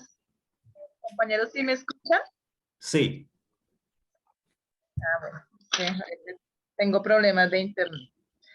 Bueno, el texto bíblico que yo escogí fue Efesios 5, del 22 al 24. Un texto muy conocido por todos. Dice... Explica el texto, Odilia, por favor. Explícalo. Así rapidito porque hay bastante en fila. Ok. Bueno, pues como todos sabemos, este es un texto bíblico que hace relación a cómo Cristo vemos a Cristo y a la iglesia como modelo de las relaciones entre el esposo y la esposa, ¿no? Lo que también podemos llamar como el orden familiar de un hogar. Entonces, en este texto bíblico, el apóstol Pablo nos da unas instrucciones a los esposos y a las esposas de un modelo celestial para todo matrimonio terrenal. Entonces, en este texto vemos la palabra sujeción o sumisión dentro del matrimonio. Y esto significa que la esposa pues, debe estar sometida o sujeta a su esposo, ¿no? Así como el esposo a Dios. Eso es lo que dice la palabra. Entonces, yo investigando en el contexto de esta palabra, esta cita bíblica habla acerca de los mandamientos a los esposos que empieza desde Efesios 5, del 19 al 23. Y este involucra la llenura del Espíritu Santo, desde el verso 19 al 21. Entonces, vemos cómo el estar lleno del Espíritu Santo, según lo que pues mis hermanos van mirando ahí, lo que dice el capítulo 5, el verso 18. Dice que los creyentes llenos del Espíritu Santo son adoradores, según también lo que dice el 5:19. El 5:20 dice que los creyentes llenos del Espíritu Santo son agradecidos. Y el 5:21 dice que son sumisos. Entonces, en el contexto de este texto bíblico, lo que hace Pablo es seguir esa línea de pensamiento, ¿sí? Del vivir con la llenura del Espíritu Santo, y lo aplica entonces a los esposos y a las esposas, en los versos 22 al 23. Entonces, bueno, yo lo que veo hoy en día, acá en este texto bíblico, es que sí hay como algo de diferente, ¿no? Y de controversia en esto, y es de que hoy en día, pues, las esposas no están sujetas al esposo, ¿no? ¿Por qué? Porque pues la mujer se somete en cosas que son correctas, ¿no? Que son legales y que honran a Dios. Pero pues haciendo un pensamiento crítico en cuanto a este texto, vemos que esta palabra, sí, en este tiempo la podemos aplicar de que y más en las iglesias, ¿no? Como cristianos, como creyentes, la esposa debe sujetarse al esposo, pero hoy en día eso se ha tergiversado un poco, ¿no? ¿Debido a qué? Debido al abuso que muchas veces, aún en las iglesias cristianas, los esposos someten a sus esposas, ¿no? A maltrato. Y pues esto no es justo, ¿no? A veces esto no es lo legal y pues no honra a Dios. Entonces, esto tergiversea las escrituras y pues de una u otra manera promueve al mal, ¿no? Y pues a veces también vemos que esposos, tanto en lo secular como en la iglesia, como les digo, hay esposos que son egoístas y son dominantes, ¿no? Y pues yo pienso que si, mi modo de pensar, pensamiento crítico, digo yo que si el esposo, pues primeramente, y lo dice la palabra, ¿no? Se somete a Dios, a lo que está en la palabra, pues así mismo ese será el ejemplo que le dará a sus esposas, ¿no? También para que la esposa se someta a su esposo. Entonces, es esto. Hoy en día se ve mucho esto en las iglesias también. La falta de respeto, ¿sí? La falta de que también el esposo honre a su esposa. De que a veces los esposos hacen sentir a las esposas inferiores, ¿no? De pronto por un cargo, bueno, por tantas cosas. A veces las esposas también se sienten discriminadas, ¿no? En cuanto a voz y voz. Hay muchas esposas que a veces no tienen esa libertad de expresión, ¿no? Y esto las hace sentir a ellas así. Entonces, por tal razón, pienso que hoy en día se está viendo esta problemática en las iglesias, ¿no? Aún en los hogares de pastores. La esposa se siente así. Entonces, ¿por qué? Porque a veces el esposo no está ejerciendo su liderazgo, ¿no? No está ejerciendo su responsabilidad como cabeza de familia, ¿no? Que esto también es lo que demanda la palabra de Dios. Muy bien. Mi aporte ahí como para reducir un poquito. Muy bien, pues todo viene en realidad de la sujeción a Dios, ¿no? Principalmente, si el esposo, yo opino, si el esposo está sujeto a Dios, no puede ser un esposo dominante y violento. Si es un esposo violento, dominante, que no permite el buen desarrollo de su esposa, entonces no hay sujeción a Dios. Y si no hay sujeción a Dios, entonces yo creo que la mujer tampoco tiene que estar sujeta a un esposo que no está sujeto a Dios. ¿Ya? Eso yo no le veo tanto pensamiento ahí en ese aspecto, ¿no? O sea, es como una cadena de sujeción. Y eso se nota en realidad cuando un esposo está sujeto a Dios, se nota en la manera como trata a la esposa en la intimidad o en privado o públicamente, ¿no? Muy bien. Rafael. Buenas noches, Señor les bendiga a todos. Licenciado Alexander, hablaba ayer de texto bíblico que suene raro. ¿Está escuchando? Sí. Yo escogí en el libro de Proverbios, hay un proverbio 27:14 dice: el que bendice a su amigo en alta voz, madrugando de mañana, por maldición se le contará. Bueno, suena bastante raro. ¿Quién puede de mañana alguien bendecir a alguien? Pero que dicha bendición al que la otorga a él mismo se le considere maldición. Este es un verso que fue sacado desde el libro de las costumbres judías, como es el Talmud. Y ese libro declara que ninguno debía aceptar un saludo de ninguno antes que fuese a tener la comunión con Dios. Recuerden que una de las costumbres del pueblo judío es las primeras 3 horas del día en tener una comunión plena en oración con Dios. Y es un texto en el cual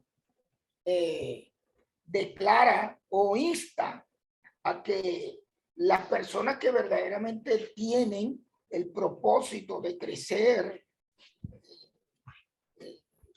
de manera espiritual, es la búsqueda permanente y a primeras horas del día en oración, para que el resto del día pueda tener una plena comunión con los demás. Nadie puede dar lo que no tiene, y se le contaría como maldición al que otorgue ese saludo, porque estaría como robándole bendiciones a Dios para otorgárselas a otros. Así que es un texto bastante, el que lo lea de manera superficial, sonaría como contradictorio, que vamos a bendecir a alguien, pero que se nos otorgaría una maldición para otro. Ese es lo cortico que tenía para mí. Muy bien. Bueno, en realidad nunca había leído ese texto así, ¿no? Al que muy de mañana bendice a su amigo en alta voz, le será contado como una maldición. En realidad es muy interesante, ¿no? Porque, bueno, deberías, según nuestro entendimiento, debería ser al revés, ¿no? Si yo bendigo a alguien muy temprano, pues es una bendición, pero en realidad el texto dice que se le contará como una maldición. Bueno, y pues tiene sentido que lo que dice Rafael, ¿no? Que antes de hacer todo lo que uno tiene que hacer, pues tiene que estar en comunión con Dios. O sea, tiene sentido, ¿no? En comunión con Dios para después estar en comunión con los demás y no al revés. Muy bien, o sea, muy interesante eso, ¿no? Okay. De todas maneras, o sea, en mi caso personal, yo no bendigo a nadie a altas horas de la mañana porque estoy durmiendo. Así que no se me va a contar como maldición igual. Altas horas de la mañana es para dormir, para mí. Muy bien. Marta Díaz. Bien, profe. Bueno, buenas noches, bendiciones a todos. Bueno, no sé si le di un enfoque a la tarea por lo que estoy oyendo, pero bueno, yo escogí un tema porque es como que un interrogante que tienen a veces muchos jóvenes, que está en Levíticos 19:28. Dice: y no haréis rasguños en vuestro cuerpo por un muerto, ni imprimiréis en vosotros señal alguna, yo Jehová.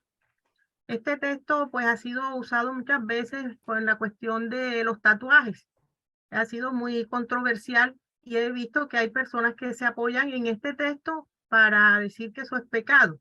Yo estuve investigando y vi que dice que es por un cuerpo, que no se lo hicieran por un muerto. O sea, que era algo que era como, lo usaban como para adivinación, para brujería, personas que hacían eso para consagrarse a sus dioses y ser como esclavos. Y también lo hacían cuando habían rituales de luto para como para alejar los malos espíritus. Pero esto se enfoca más que todo a lo que eran rituales de brujería. Obviamente hoy en día nosotros vemos que incluso hay pandillas donde se hacen tatuajes de brujería y eso, pero también hay personas que no lo hacen en ese sentido. Incluso hay personas que utilizan el texto donde dice que te tengo esculpida en la palma de mis manos.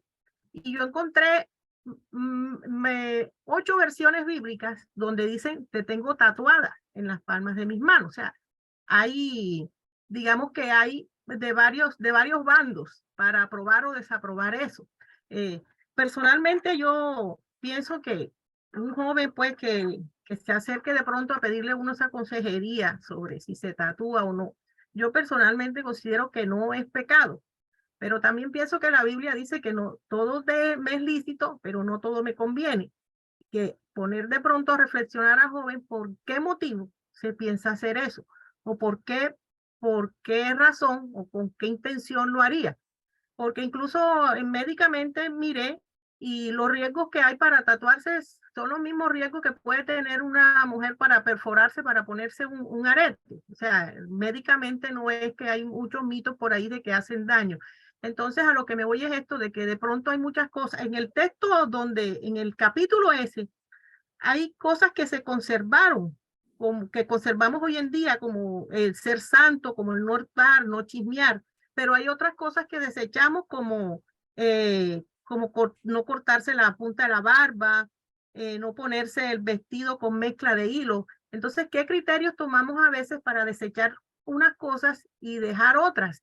Entonces, yo pienso que el criterio es el propósito del escritor de mantenernos nosotros en santidad, de mantenernos nosotros en agrado a Dios. Y de pronto sigo el hilo del compañero que habló anterior a mí, de pedirle a Dios sabiduría en todo lo que vamos a hacer.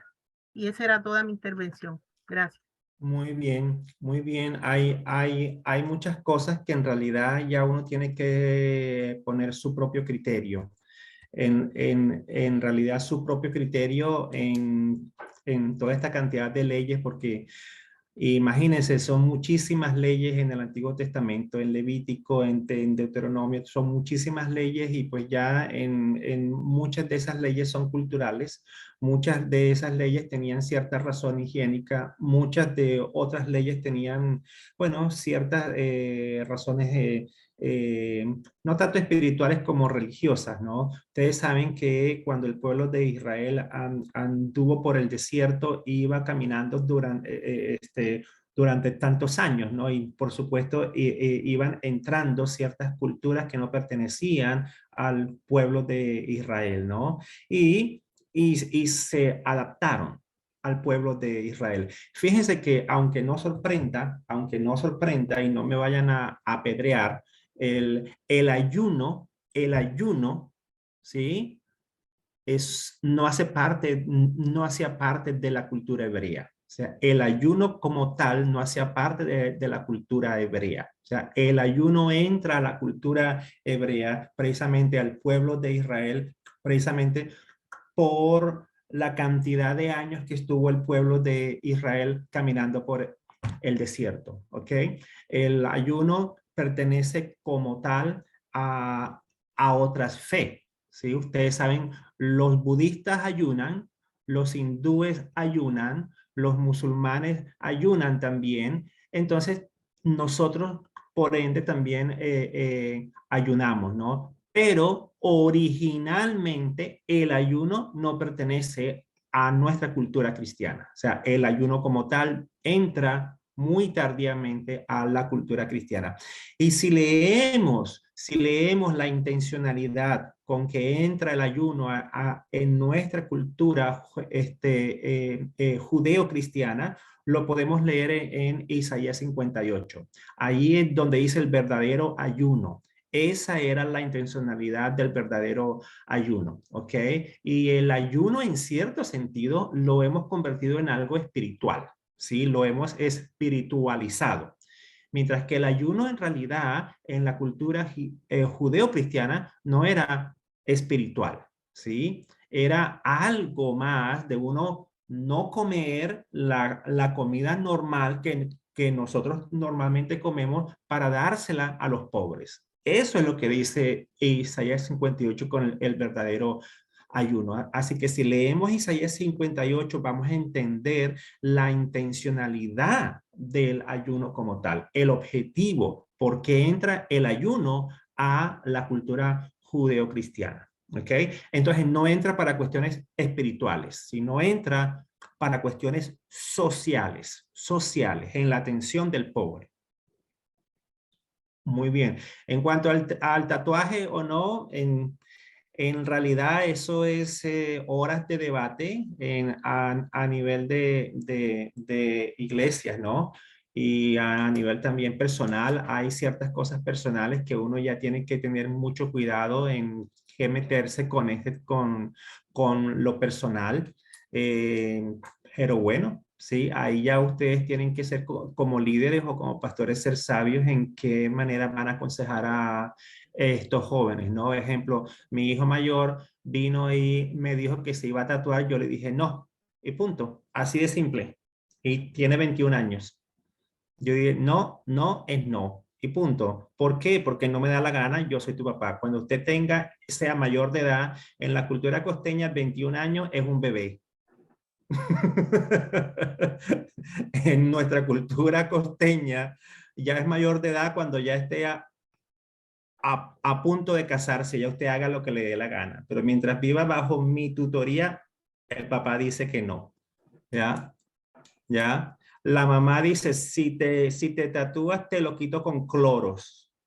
Entonces ya él sabe. Y no es por cuestiones religiosas. O sea, yo no le digo no por cuestiones religiosas, no.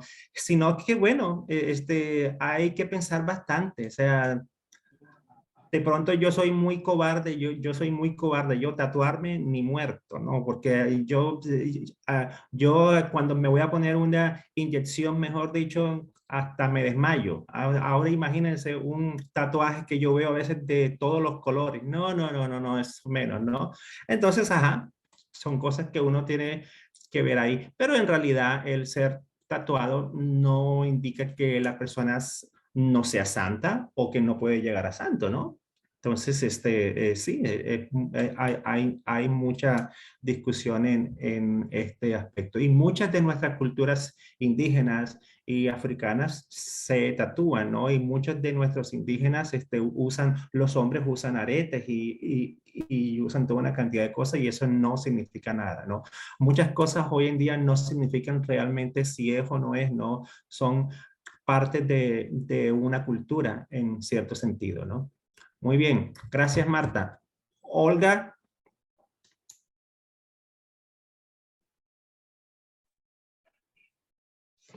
Sí, profesor.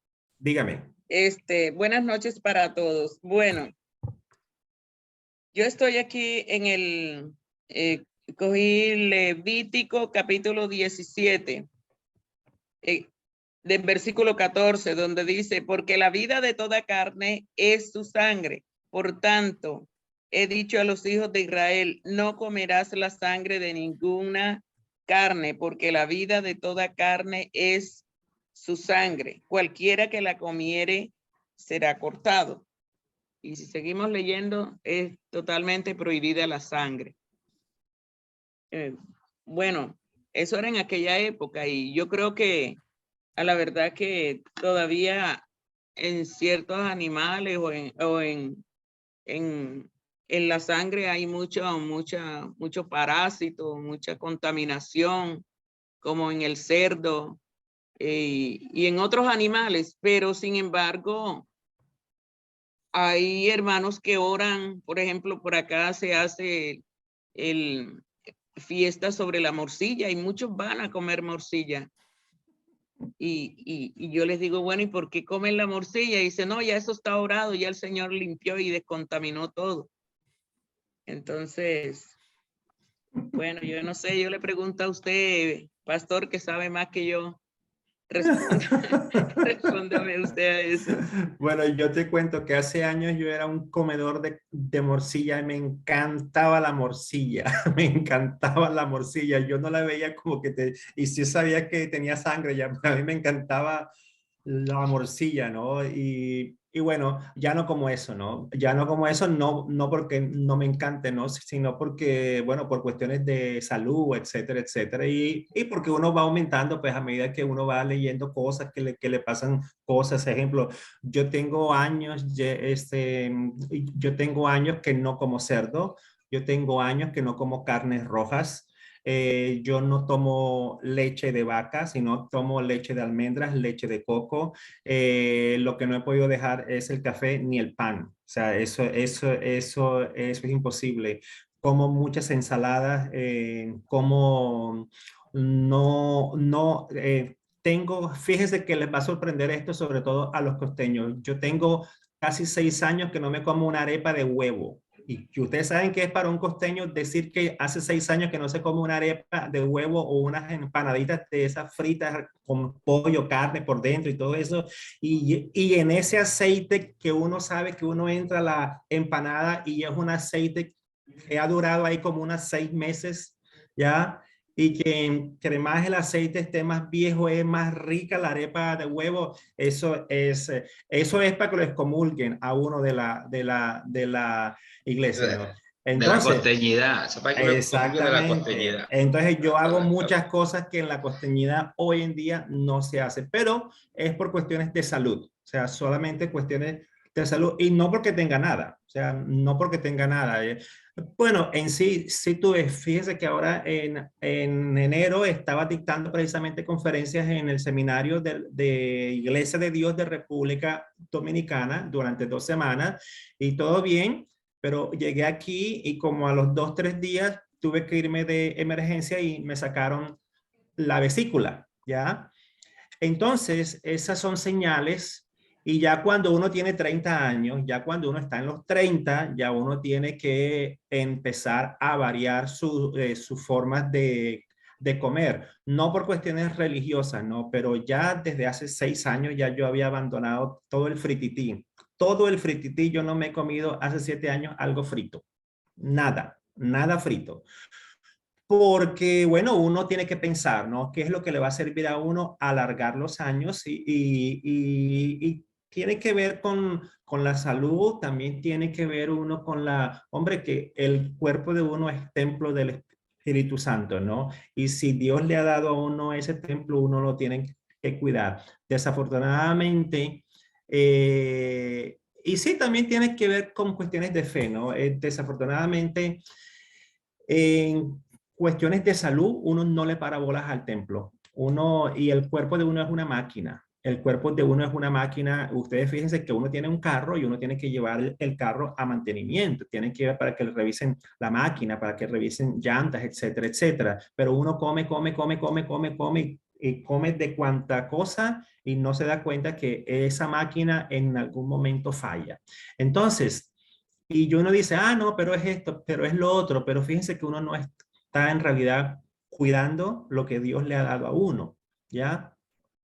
En cuanto al cuerpo, fíjense que nos encanta juzgar, no, sobre todo, claro, con los pecados de la carne, ¿sí? Pero ustedes saben cuáles son los frutos de la carne, ¿sí?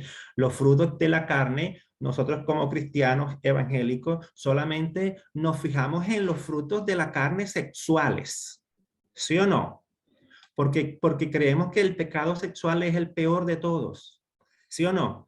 Que fue infiel, que está en fornicación, que está en no sé qué, y a nosotros nos fascina ese chisme de los pecados sexuales y esos son los peores y esos son los que no se perdonan y esos son los que hay que poner en disciplina, que estoy de acuerdo, ¿sí? Pero no nos fijamos en los otros frutos del Espíritu, ¿sí? No nos fijamos en los otros frutos de la carne. ¿Cuáles son los otros frutos de la carne? ¿Sí?